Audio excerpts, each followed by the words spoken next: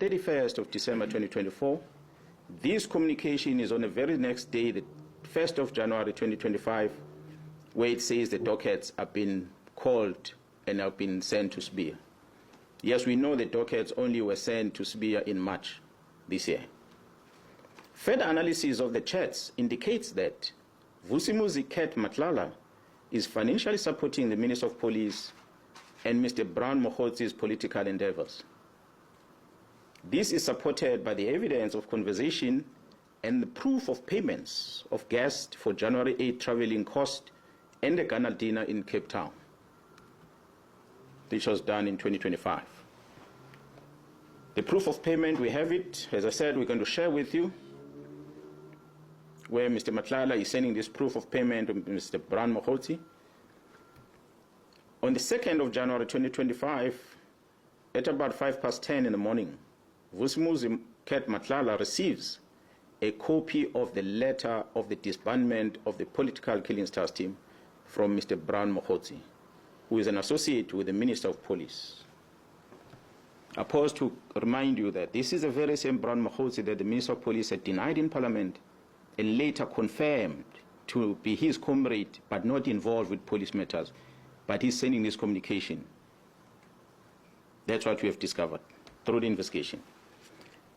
On the 14th of January 2025, Mr. Brown communicates with Mr. Vusimuzi Nhlanhla as follows, I quote, "Sure, don't forget to work on your invoices."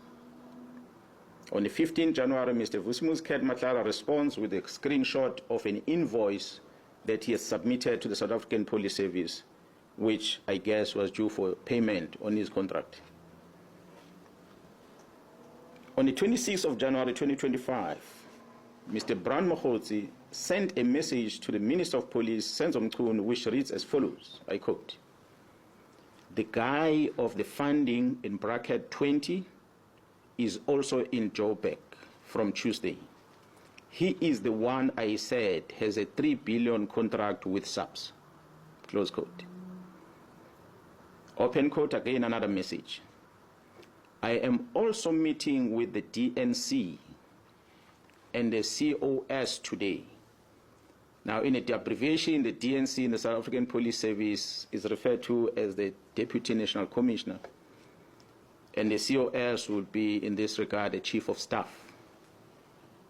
He says, "I'm also meeting with the DNC and Chief of Staff today in Durban for finalization of Khumalo and General Mkhwanazi's matter." Close quote. Another message reads, "DNC is waiting for the Chief of Staff here. This is very significant." Close quote. This is extracted from the communication of the arrested person. So we ask ourselves a question: is there a theory of conspiracy targeting senior officers involving the Minister of Police in this country? On the 31st of December, we have seen Mr. Brown Mokgotzi sending the following message to the Minister of Police, which reads, "Minister, I'm going to get the case number and the judgment for you. Now we got something proven by the court. This is a matter now which either Sibiya or the minister can charge Khumalo and apply Rule 9 of the disciplinary regulations of the South African Police Service. It took the Constitutional Court to release a man who was sentenced to life imprisonment through a forced Section 204 confession. Imagine, Comrade Senzo, after 30 years of democracy, having this kind of policing. The good thing now is that these are not allegations, but a court judgment." This is extracted from a conversation that Mr. Brown Mokgotzi is sending to the Minister of Police. On the 13th of May this year, the contract of Vusimuzi Nhlanhla was cancelled by the National Commissioner of the South African Police Service. On the 14th of May this year, Vusimuzi Nhlanhla sent a message to Brown Mokgotzi, which reads, I quote, "Morning. Just to let you know that my contract was cancelled yesterday, and I see you've been ignoring me. and promising me things that never happened. Luckily, of every conversation, just in case something like this might happen, I'm taking all this to media and some to court on Friday when I do the interdict. Close quote. On the 30th of May, 2025, the Investigative Directorate Against Corruption, which is referred to as IDEC, requests the exhibits from the cell phone of Vusimuzi Cat Nhlanhla from the political killings task team, and they download the content of the cell phone. IDEC is a unit that was established to deal with corruptions in the country. We don't know what is it that we're investigating for them to come and ask for these cell phone downloads on the 25th of May. On the 30th of May, I beg your pardon. On the 25th of June this year, the project coordinator of the political killings task team is arrested by IDEC. A dramatic arrest. A dramatic arrest.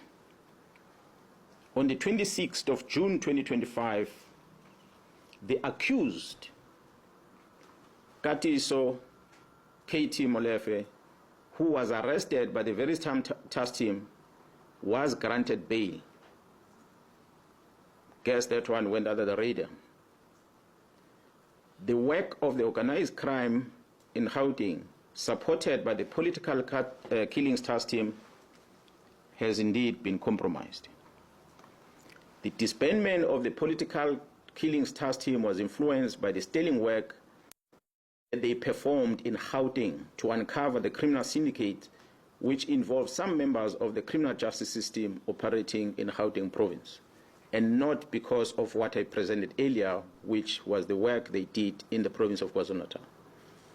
Their demise was as a result of them assisting Gauteng to uncover the criminal syndicate. Despite all these challenges, we acknowledge and appreciate the resilience of the members of the political killings task team. The political killings task team remains operational, albeit attempt to disrupt its work to protect and serve the inhabitants of the Republic, as enshrined in the Constitution under Section 205, subsection 3 of the Constitution of the Republic. The political killings task team remains operational. Therefore, we have embarked on a process of registering a criminal investigation in order to deal with this infiltration and control of the criminal justice system by the organized crime. We in KZN know that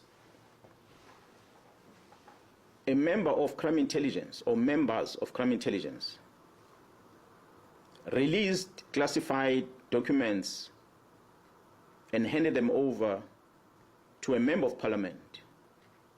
That includes vetting documents, as well as covert properties. We all know in the country that the Joint Standing Committee of Intelligence is the one that must supervise the operations of a secret fund account, not only for the South African Police Service, but all the intelligence agencies in the country. That the members of crime intelligence gave these documents to the member of parliament, and the member of parliament registered a criminal case in Gauteng where he was alleging that some of the officials within crime intelligence were issued fraudulent vetting clearance certificates. Between the minister and that lady is available. You can go and ask and find it on the 30th. If it has been removed from that account, as we finish this briefing, I'll share that with you. The evidence has been found in the cell phone of Mr. Vusimuzi, also known as Cat Nhlanhla, which shows the communication between Mr. Brown Mkhwanazi and the Minister of Police, Mr. Mkhwanazi. As I said, this was the beginning of the closure of the political task team. I'll try to outline some sequence of events. I had said the team left for Gauteng to go and assist organized crime in Gauteng. There was a shooting incident that had occurred in April 2024, where Mr. Swart a QTech employee was fatally shot while entering the company premises. QTech has been a long-standing service provider to Transnet. Shortly after the incident, 3 suspects, including a warrant officer, a South African Police Service warrant officer, a detective Tau Pule, were arrested in Johannesburg. During the arrest, weapons that were used in this murder, which was an AK-47 and a pistol, along with cell phones, were confiscated. I must applaud the team in Gauteng who had effected this arrest before the arrival of the team in KZN. It is the challenges that this investigating team of Gauteng encountered that led into the invitation to the KwaZulu-Natal police to go and assist. The KwaZulu-Natal Political Killings Task Team arrival, they took these weapons and they went and tested them. So they conducted a ballistic test in order to check whether these firearms were linked with that murder and many other murders perhaps that will have occurred in the country. Maybe let me pause on that one and come back into what had happened prior to us receiving the results from the task team, ballistic test result. On the 6th of December 2024, the task team visited the premises of the 2 of the high-profile syndicate, of which one, Mr. Katiso Molefe, was arrested for the murder of Mr. Swart of QTech. During that arrest, an unusual activities were observed whilst the team were busy with the operation. These activities included a dispatching of members of the South African Police Service under the command of a senior manager at the head office to go and interrupt the operation that was unfolding. Fortunately, when they arrived there, the members realized that it is indeed the police operation, so they allowed the members to carry out their operation without disturbance. On the 30th December 2024, the ballistic expert issued a ballistic report which linked these firearms not only with the murder of Mr. Swart, but these firearms were linked with a number of high-profile cases. And these cases include very high-profile South African artists that were murdered in Gauteng, which occurred dating back as far as 2021. I'm not going to mention them, but we have them on record. On the 31st of December 2024, the Minister of Police, Mr. Senzo Mchunu, issues a letter to disband the political killings task team and to suspend the filling of vacancies within crime intelligence. In January, February, and April this year, the Deputy National Commissioner Crime Detection, Lieutenant General Sibia, issued written instructions withdrawing all these cases from the task team to his office. On the 14th of May this year, 2025, the task team arrested Vusi Muzi, who is also known as Cat Nhlanhla, for an attempted murder ×3. I must highlight that this Mr. Vusi Muzi Cat Nhlanhla is an individual who was awarded a police contract of over 360 million rand in 2024. An analysis was conducted on electronic communication of this arrested person. This analysis reveals communication between the arrested Vusimus at Cat Nhlanhla, Mr. Brown Mokhotsi, an associate of the Minister of Police, as well as the Minister of Police, Senzo Mchunu. On the 1st of January, the letter is issued on the 31st. On the 1st of January, 2025, Mr. Brown Mokhotsi sends a WhatsApp to Vusi Muzi Cat Nhlanhla, and it reads as follows. I quote, "I have arranged a meeting for Sibiya and the minister. They must have a solution." And he follows another message. "The task team that came to your house and harassed you have been dissolved. They got the letter on Monday. As we speak, they are bringing all docket. I'm a citizen in this country. My families are spread across different provinces. So it is my duty and the fellow police officers to protect them. So I'm not going to surrender their freedom. I'm not going to surrender their safety to anyone. So I will die for this badge. I will die for them. So I will fight this fight until the end. Wherever the end is, we will fight. We're not going to stop. We've got family members, brothers and sisters, we've got children that are exposed to drugs. This drug cartel, which includes a group in Gauteng that's operating in Gauteng as their headquarters, are importing these drugs from abroad, South America in the main, through this port of Durban, amongst others, to Gauteng, and they process them in Gauteng, and from there they distribute this drug all over in the country as well as other countries. We've been involved with a lot of shooting incidents in KZN, especially at Inanda. As we're engaging with these youngsters, we're doing analysis, and we're realizing, yes, they might be ill-disciplined kids, but their behavior is encouraged by the substance that they take. It gives them courage to kill, it gives them courage to rape, it gives them courage to murder. And if we take away this substance, they will become good citizens. They will become good kids.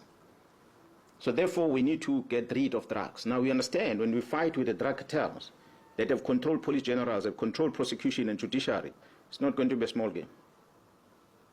So unfortunately, some of us have to sacrifice. We've reached a stage where we are sacrificing for the good of the South Africans, for the children of South Africa, to be free from drugs. So I do hope that the authorities that have been briefed about this will take necessary action in dealing with it. As a police officer, I cannot turn a blind eye when I see a crime being committed. That's why I mentioned that. We are already working with the prosecution, working on case dockets for those that took a decision to stop the investigation. So we have to investigate to establish, because this new administration came into office last year. This IMC that was established by the president has been in existence before the new government. Ever since the new government took over, to date, there's never been a briefing given by myself, nor my management.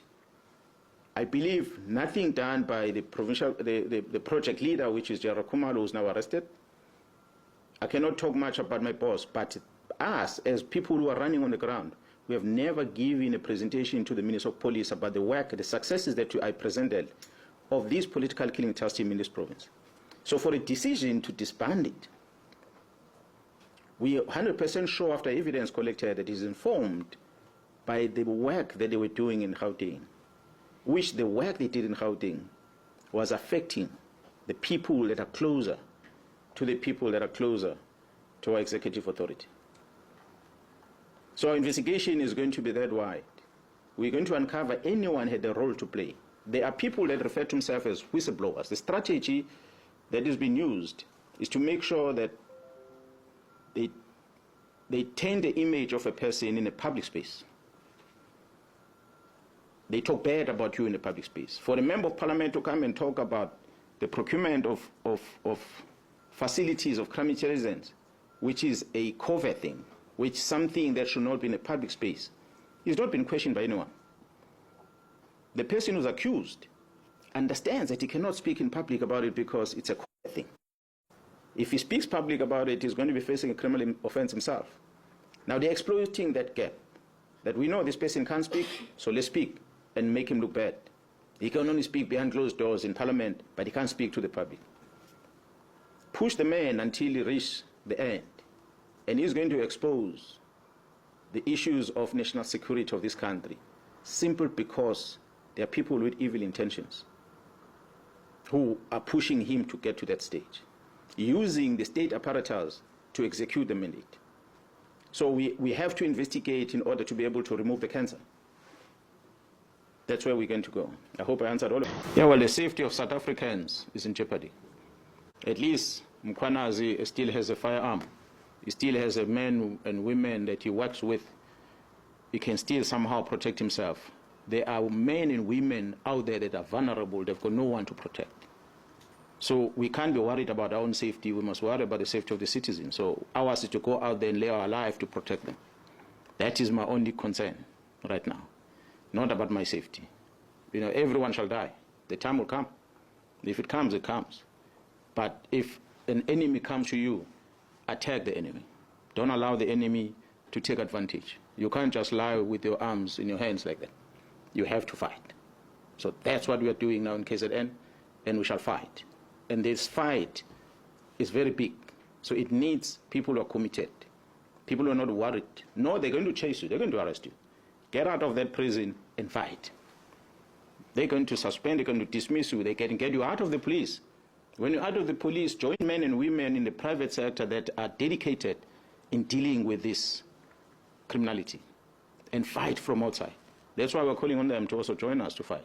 That is not going to stop. So I'm not worried about my safety in as far as these investigations are concerned. Hello Mzansi, welcome to Mgosa Mzansi. If today is your first time visiting this channel, please do the right thing and click the subscribe button, and also don't forget to smash the like button.